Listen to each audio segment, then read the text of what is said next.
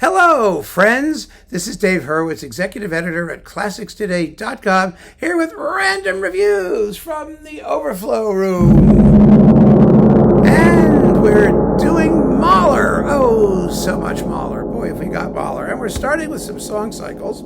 Eliyahu Inbal with the Wiener Symphoniker and Doris Soffel doing some major tone song cycle things. Kindertotenlieder, Rückertlieder, and Songs of a Wayfarer. Not special. First of all, Doris Soffel is not the most interesting singer out there. She's not terrible, but I don't find her to be all that wonderful voice and particularly compelling. And Inbal is a very good Mahler conductor, of course, but the Wiener Symphoniker, which was, Denon was doing these things, they're such a blah orchestra. And they don't have the color that Mahler asks for. The Denon recording was a little bit, kind of one of those sort of clinical sort of recording sounding, I think. Maybe that's the word.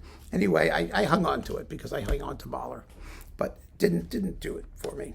Then we've got Dagmar Petskova on Supraphon, Mahler and Berio, the Berio folk songs, Mahler's 5 early lieder orchestrated by Berio, Mahler's some Des Knaben Wunderhorn songs, a bunch of those, about 3 or 4 of them, and then Urlicht from the Second Symphony with Jerzy Bieloslavek and the Prague Chamber Philharmonic. This is lovely. Petskova is a wonderful singer. She really is. And, the Berio folk songs are great, and his orchestration of the Mahler stuff is very, very sensitive. And I like this. I like this a lot. I mean, the cover is a little, freakazoid. There you go. But, that's par for the course. It's just so Euro trash. It's unbelievable. Then there's this famous recording here. Fischer-Dieskau doing Mahler's Songs of a Wayfarer, Kindertotenlieder, and the 4 Rückertlieder. Because remember, Mahler didn't orchestrate all of them. He did not orchestrate Liebst du Schönheit, which was his little love gift to Alma. He kept that between them and somebody else, a publisher's hack orchestrated it in a perfunctory and workaday way that, it's okay. You can stuff it in the middle somewhere with the other 4 songs. So it's not on here. And the Songs of a Wayfarer are with Kubelik, and the Kindertotenlieder and Rückertlieder are with Karl Böhm and the Vienna Phil. Now, remember, Fischer-Dieskau recorded these for EMI. The Songs of a Wayfarer with Furtwängler, of all people, and the Kindertotenlieder with Kempe. And those are better. He was in fresher voice, and the conducting was a little bit more idiomatic. Karl Böhm, of course, was a wonderful conductor, and he's fine with this. I mean, he accompanies well, but it's not special. Not special. And, Kubelik does the Wayfarer songs fine, too, but that EMI Warner release is really, really, really better. But it doesn't have the Rückertlieder. Then we've got this interesting Mahler 3 with the Czech Philharmonic and Zdeněk Matzal. Yeah, there was a time, fairly interesting, where Exton, this Japanese label, had the Czech Philharmonic, and Mahler had become a thing. And so they just threw everybody they could in front of the Czech Philharmonic doing Mahler. I mean, they had some Japanese guys, they had Ashkenazi doing stuff, they had, and Matzal doing this Mahler third. It's a good Mahler third. I mean, I got it because of the Czech Philharmonic. It's like so many of these things, they're good. Everybody by this point in their careers, if they weren't like just perverse, was able to do decent Mahler. And the Czech Philharmonic is always wonderful to hear, and Exton made gorgeous sounding recordings. So I got it. It's not outstanding. I mean, I haven't reached for it since I first heard it because it was just not all that interesting. When you want to hear Mahler thirds, it's such a phantasmagoria of a symphony, and you just want to hear more stuff, more color, more outrageousness. And this is all very professional.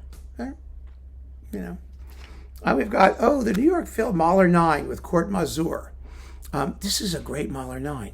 It's an absolutely fabulous Mahler 9. It's one of the best things Court Masur ever did. It shocked me when I heard it. And the reason it's so marvelous is because it's such a well-balanced performance. It's phenomenally well geared. The first movement is on the fast side, 25 minutes here, and the finale is a little bit longer, 25:36, which is very unusual because, the way it usually went was that the first movement is like half an hour, and the finale previously was about 22, 23 minutes. Then the finale started stretching out to half an hour too. But the first movement can really take a little bit extra allegro style urgency. And the finale at 25 minutes is just perfectly between, what we would now consider a little on the fast side and a little on the slow side. And the two inner movements are also beautifully balanced. The Rondo Burlesca is just a little bit over 13 minutes. It's not as vicious as it could be. It's Court Masur after all, but it's very well done. And he's got the New York Phil, which is a genuine Mahler orchestra. It knows how the music is supposed to go. So he doesn't have to push them, and he doesn't have to tolerate less than, an idiomatic response. So it's really, really a wonderful partnership. And the performance is tremendous, absolutely tremendous. It's worth considering. So take that. Then we've got, what's this? Oh, the Royal Phil and Andrew Litton. Yes, Andrew Litton is back. He's doing Mahler 1 extremely well, beautifully, with the Royal Phil. And then you've got this Mahler 9 with the Royal Liverpool Philharmonic under Libor Pesek. It's another real sleeper of a performance. First-rate performance, absolutely great, and with wonderful horns, and it's a rich, big orchestral sound, and it's extremely well judged, and it's different. It's more traditional than Mazur's. You got the 29-minute first movement, but a 25-minute finale, and it's terrific.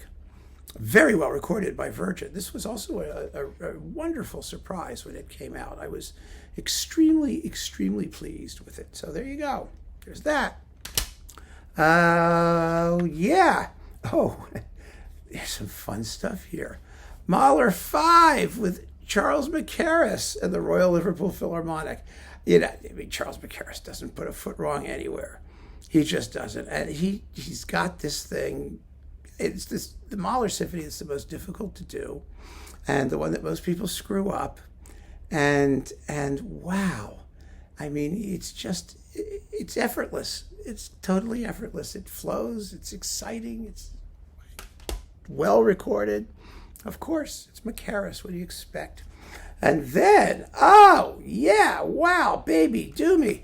The Mahler 5 with Zubin Mehta in the New York Phil, also on Teldec. These were Teldec recordings, and this is one of the great Mahler 5s. It's just first class all the way through.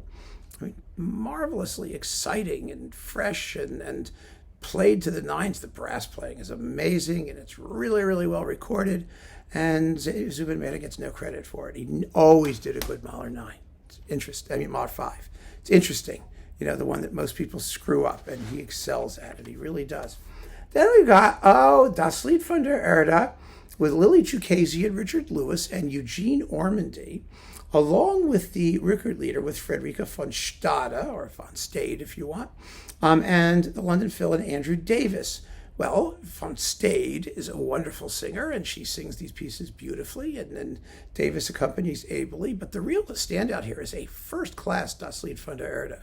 It really is. It's extremely well sung and amazingly well played, gorgeously well played, and exciting and well recorded. And Ormandy gets no credit for it, but boy, this is a good Lied von der Erde that a lot of people just ignored. It didn't get any attention because they had Bruno Walter doing it, and then Bernstein again with the Israel Phil one, that came out later after this one. But the echt Mahler people were doing it. And so, this one was always just shunted aside. And of course, Ormandy, for Sony anyway, only did this and the Cook version of the Mahler 10. And then for RCA, there was the first and the second and some other stuff. But, some other stuff, just the first and the second, I think. So there was no room for this in most people's, mentation, considering the Das Lied von der Erde discography, but it's really good. It's really worth hearing. Beautifully done. Got a tam-tam in the finale. And this is also a very good Das Lied von der Erde. This was on reference recordings with Michel de Young and John Villers and A.G. Owe and the Minnesota Orchestra. There we have it. It's first class. It's another one that most people don't think about, but it's kind of been, readily ignored. It's fabulously well recorded, of course. It's reference recordings. Michel de Young was in her Mahler specialty phase. I mean, she's a Mahler specialist. John Villers was a good tenor in this work for about 10 minutes. Although I have a John Villers story. I think it was John Villers. I'm almost 100% sure. I was going to see the Concertgebouw do Das Lied von der Erde, and it was at Carnegie Hall with, who was it, Mariana Lepavchek, I think, and I think it was John Villers. But if it's not, I'm sorry for John Villers, but it was the tenor, and he quit. I mean, he wasn't feeling well. Something happened. He didn't show up, and so they weren't able to do it, except that the alto, who, like I said, I think was Mariana Lepavchek, came out and did Abschied, which is half an hour long. I mean, it's as long as a Singer average symphony. So that's pretty good. I mean, they did it. They did it beautifully. It was very nice of her and all that stuff, and we all liked it. And then afterwards, I will never forget this. I'll never forget this. A person who I knew, who shall remain nameless, but who was just an arrogant son of a bitch, walks up to me and says to me, "That was disgraceful. It was appalling. It was just a scandal. I can't believe that orchestra was the Vienna Philharmonic." And I just looked at him and said, "That's because it was the Concertgebouw." and he just looked at me and went, "Oh," and turned away. I had no idea what he was even coming to listen for. It was amazing, and it was very well played. It was the Concertgebouw. They play rings around the Vienna Philharmonic in that music, frankly. But that's a whole other story, isn't it? So there you have it, friends. Keep on listening. Thanks for joining me, and take care.